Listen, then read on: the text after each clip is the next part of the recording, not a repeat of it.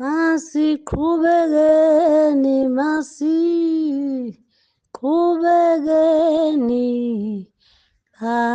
bazalwane, singaphela amandla esifulweni silindelwe.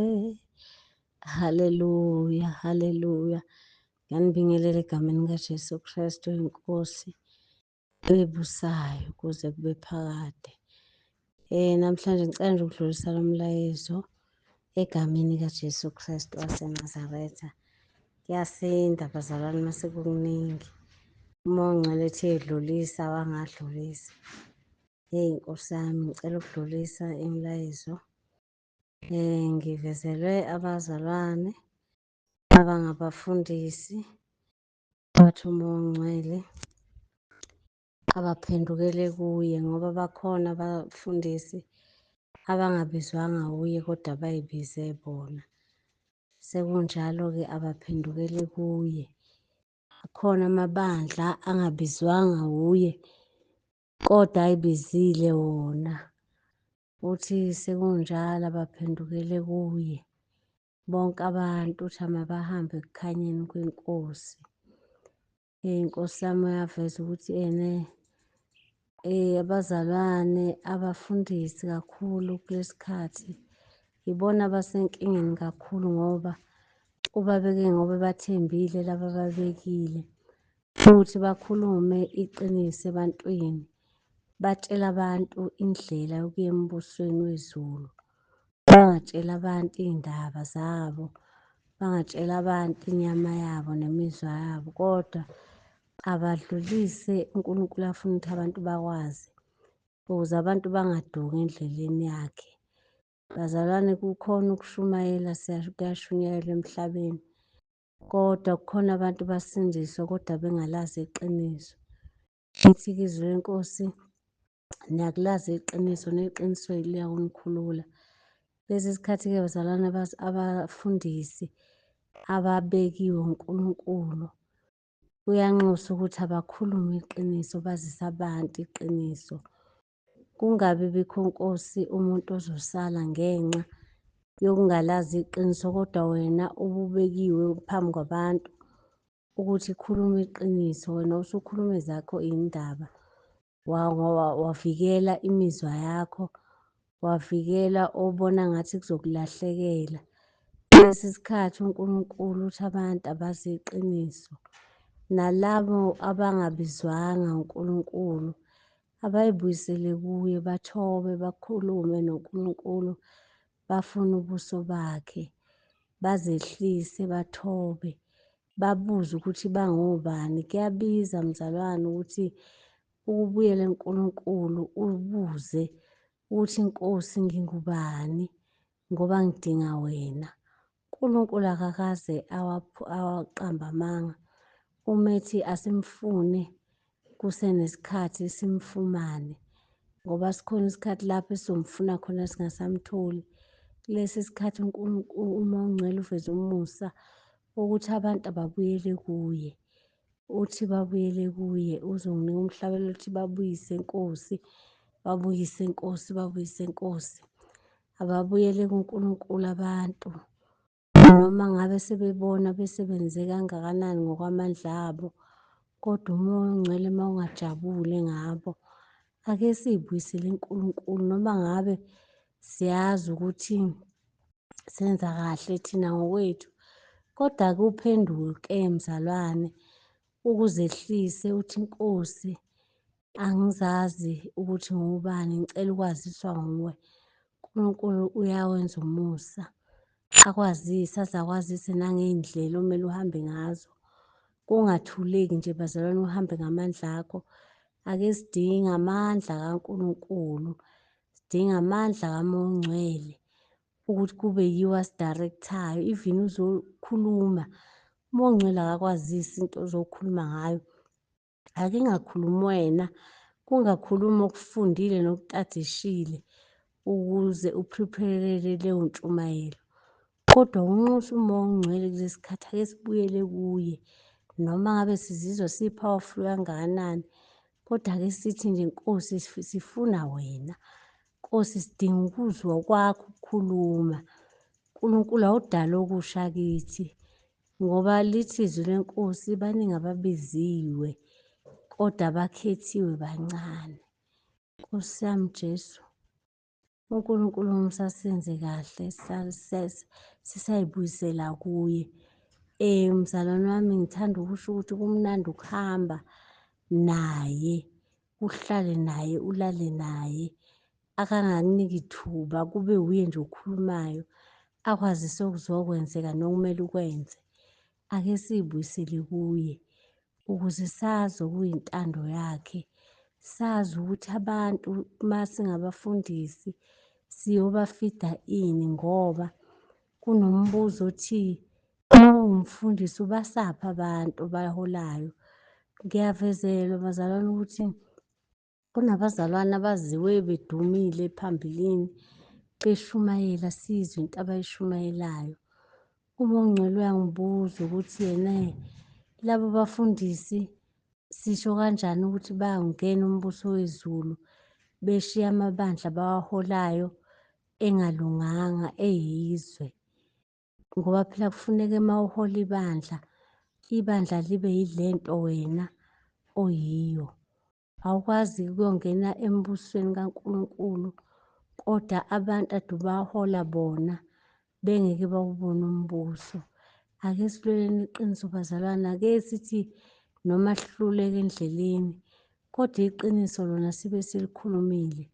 Zikhona lezi zinto esingabafundisi, abantwana bakaNkulunkulu abangabafundisi abasaba ukukhuluma ngazo. Ake y'khulunywe-ke nanamhlanje bazalwane. Ake sikhulumeni iqiniso bazalwane. Sifunde futhi singabafundisi. Angisiwo umfundisi kodwa nginikezwe iy'ndaba zabafundisi. Ukukhulekela abantu, ukukhulekela umhlaba. Singay'cabangeli thina, sikhulekele amabandla. Ayavezwa amabandla adukile endleleni. Ngivezela ibandla, ngizokusho nje lokhu bazalwane, i-ZCC wathi uMoya oNgcwele asikhuleke ngoba uNkulunkulu ufuna kulesi khathi abantwana bakhe abazoba nemihelo ngezinto ezenziwa usathane kwabanye abantu. Babe nemihelo, babe nokudabuka, babe ney'nhliziyo ey'zojula y'julele labo bantu bakaNkulunkulu ukuthi bakhululwe. Singabajaji ngoba abanye babo kuyangazisa ukuthi bangenile kodwa abalazi iqiniso lalapho abangene khona. Abalazi iqiniso lombuso abangene kuwo sayine kuwo. Kodwa ngoba usathane uyaphuphuthekisa iy'ngqondo zabantwana babantu bakaNkulunkulu, abantu bazizwa besekhaya bengekho ekhaya. Uthi uMoya oNgcwele asingabajaji, asibakhulekele. Uyangivezela i-ZCC ukuthi bathunjiwe. Bakhulekeleni abantu abakhonza khona bathunjiwe. Bakhona abayazi imfihlakalo yakulawo masonto, khona abangayazi. Bona bay'tshela ukuthi bayakhonza uNkulunkulu.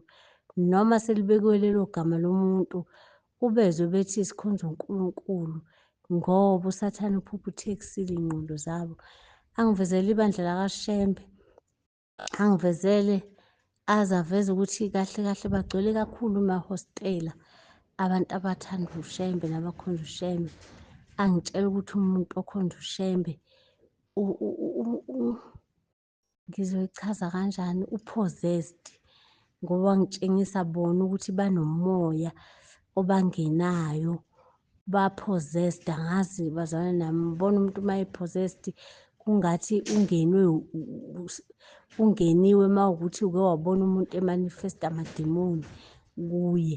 Wangivezela ukuthi ba-possessed abantu bakaShembe.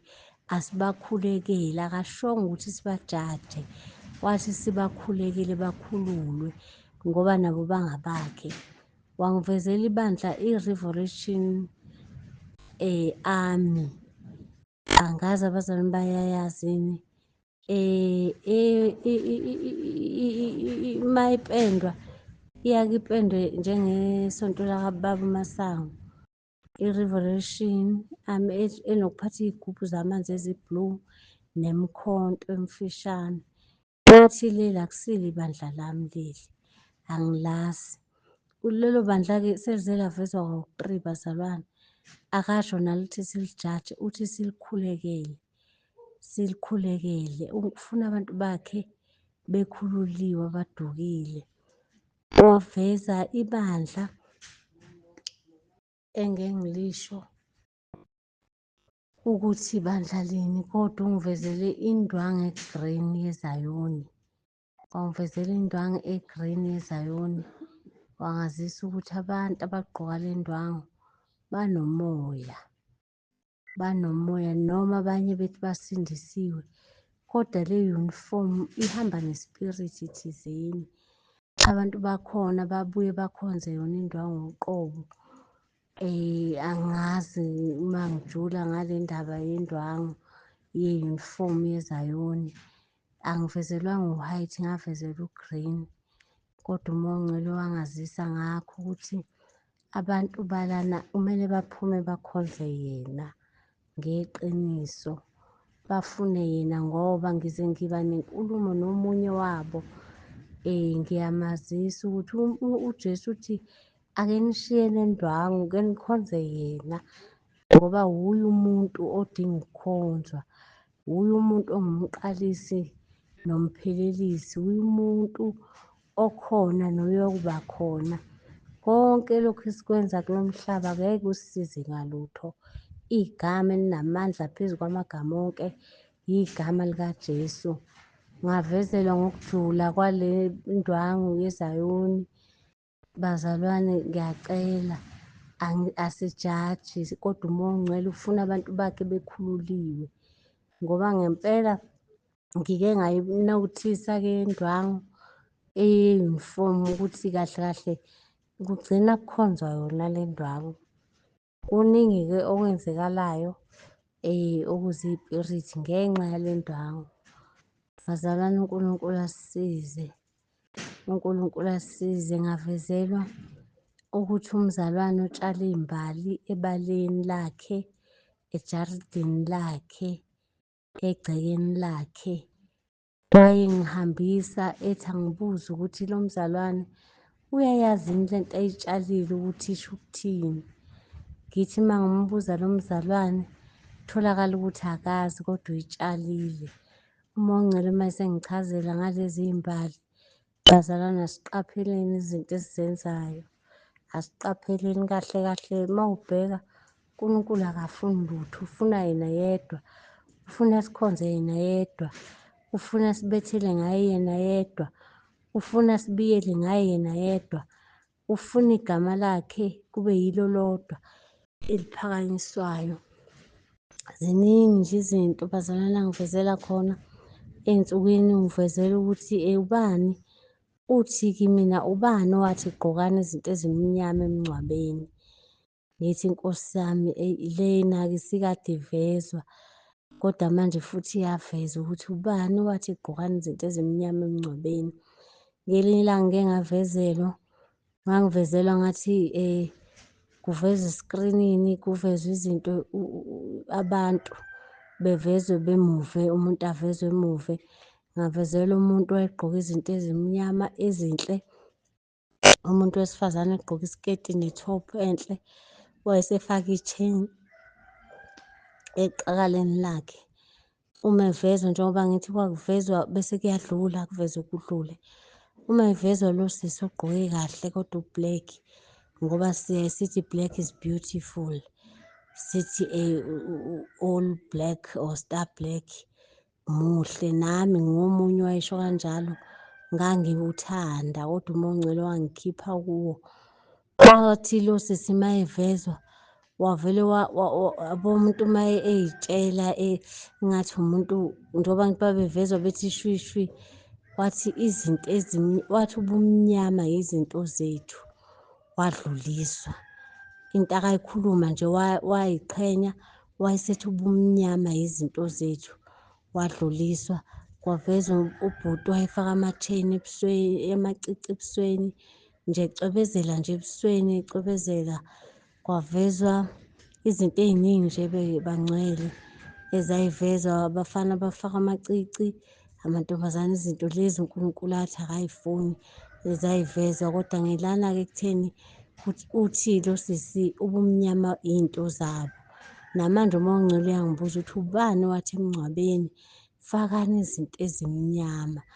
Okunye-ke bazalwane angikwazi ukukuchaza kujule, kukhona lana kodwa kungenzeka uma kutholakala isikhathi ngikujulise, amen. Ziningi nje-ke izinto ey'vezwayo bazalwane, ziningi kakhulu. uNkulunkulu womusa anenze kahle. Sike sifune uNkulunkulu, sifune ukuzwa ngaye, sifune ukuzwa intando yakhe, sifune ukuzwa konke kwakhe bazalwane. Nathi esigcabile imizimba yethu, umoya ongcwele uthi ngama-tattoo lawo esinawo asikhanseleni, sivume kuyo ukuthi sona, ngoba ngesikhathi sifakwa lezi zinto sigcatshwa, kunezinto esasifakwa zona emzimbeni yethu thina singazi. Usho kimi uqobo-ke ngelinye ilanga wathi, wangibonisa intombazane eyayiphambili ebandleni, wathi angiyitshela ukuthi bonge ukuthi ayinayo i-tattoo emzimbeni wayo, umzimba wayo uklini. Manje uma ngisadidekile ngithi bonge ukuthi ayinayo i-tattoo, ngihlale ngingakwazi ukuyitshela mina lokho ngoba ngizwa nje ukuthi kuhambe isikhathi ebesethi ngithe tshela intombazane ukuthi ayibonge ukuthi ayinayo i-tattoo emzimbeni wayo, umzimba wayo uklini. Ebesethi wena unama-tattoo, ngithi hhayi mina Mongcwele anginawo ama-tattoo. Athi iy'ngcabo lezo oy'fakile emzimbeni wakho oy'gcabile, ama-tattoo, khansela lama-tattoo agcwele umzimba wakho, khansela. Nkosi yami ngangazi-ke ngempela ukuthi kufana ne-tattoo, kodwa ngiyambonga yena osazisa konke besingakwaziyo thina, futhi uma singatholanga umusa besingeke size sikwazi. Kuningi nje bazalwane umoya ongcwele akakuvezayo, kuningi kuningi kuningi. Ikhanda lomzalwane, ikhanda lomzalwane. Mina-ke ungivezele into emnyama nje angiyifaki manje, ngamane ngiyifake ibe yithashi, hhayi ukuthi ngiyifake ibe ningi. Iduku elimnyama angilifaki, akalifuni nakulibona ekhanda lami. Kuningi bazalwane, kuningi umoya ongcwele afuna sikushintshe ey'mpilweni zethu. Kuningi uma ungumzalwane ufuna uthembe yena yedwa, unakekele umzimba akakunikeza wona, athi uyithempeli lakhe elingcwele. Uthande lo mzimba, uwunakekele, wenze sure ukuthi ayikho into yesitha oyinamathisela isethempelini likaNkulunkulu. Ngiyathemba bazalwane ukuthi khona bazosizakala, ngoba nami uma sengitsheliwe ngangakudlulisa kuyaye kube kungisinde nami. Ngiyacela nje okunye uma ngikhumbula ngizokuveza futhi lokho, kodwa nje sikuzwile. uNkulunkulu asisize sinakekele ukwenza kwakhe. Jesu uyabuya uzolanda ibandla lakhe, kumele alifumane lihlanzekile bazalwane. Kunezinto esingayinaki esithi thina siyazenza noma sikholwa, kanti Nkosi yami ziyamosha. Aveze nendaba yamasiko bazalwane, aveze nendaba yamasiko ukuthi njengoba sizoya emakhaya ziningi izinto ey'zokwenzeka ey'mpilweni zethu, kuningi ukuhlanganyela esokuhlanganyela. uNkulunkulu akafuni umuntu o-compromise-ayo, ufuna umuntu othi uma emkhonza yena amkhonze ngesibindi, angasabi lutho futhi angasatshiswa lutho. Simele ukukhonza yena, ngoba uma sesifika emndenini siyahluleka ukumela igama likaJesu, noma silibiza ngomlomo kodwa uthole ukuthi sesihlanganyele nathi nabo. Ziningi-ke izinto ay'vezayo amaholide esiwenzayo angawadingi yena, kudinga ukukhonzwa ngoba asizomkhonza ngamaholide, ngoba lawo maholide asiwazi ukuthi ay'dalela ukuthini. Kudinga ukukhonzwa every hour, every minute, every day, every year. Sikhonze yena yedwa. uNkulunkulu unesikhwele bangcwele, akafuni ukuhlanganiswa nabanye unkulunkulu. Asicele umusa kulesi khathi ukuthi inkosi nalo naloya akakayi kuye uNkulunkulu athi uma ungcwele awungambuleli imfihlakalo yakho. Ngoba ngiya-understand-a kahle ukuthi uma ikwambalele yena uzozwa kahle bese uyayenza intando yakhe. Kuze siphile ubungcwele bazalwane, kunzima ukuphila ubungcwele kodwa kuyadingeka siphile ubungcwele ngoba uNkulunkulu ufuna bona. Futhi umhlaba ngabe ulungile kuba kuphila ubungcwele emhlabeni. Ngiyabonga kakhulu bazalwane, amen.